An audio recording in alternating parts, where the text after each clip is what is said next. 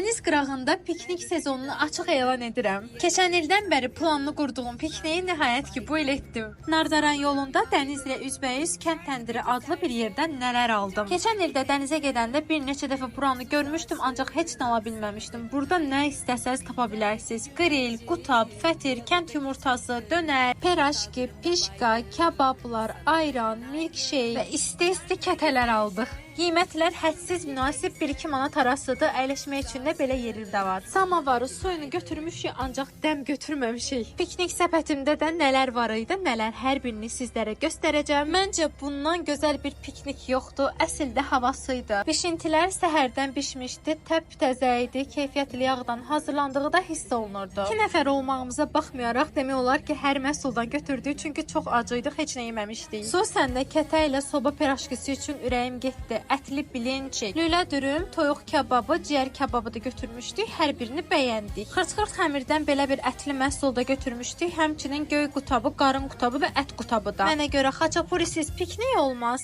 Pudralı pişka da favorimdir. Qrilsiz piknik təsəvvür etmək olmaz. Biz ləvəngili götürmüşdük. Çox ləzzətli idi. Köpüklü ayranlarından da götürməyi unutmayın. Günümüz çox gözəl keçdi.